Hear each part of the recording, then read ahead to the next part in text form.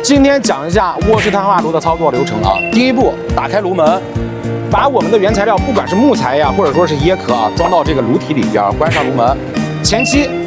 点火升温2到4个小时，升温升到这个300多度之后啊，后边这个是排烟管道，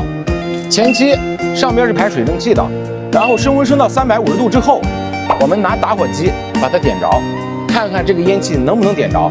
如果这个烟气能点着的话，里边是产生了可燃性气体，我们关上上边的阀门，让下边的这个可燃性气体通过下边2个管道返回到炉子底部碳化升温，再经过碳化升温4到6个小时之后，整个炉子也就碳化完成了。然后再经过8到12个小时的冷却，我们打开炉门开始取碳，整个碳化流程是18到24个小时。这个卧式碳化炉能碳化椰壳，能碳化原木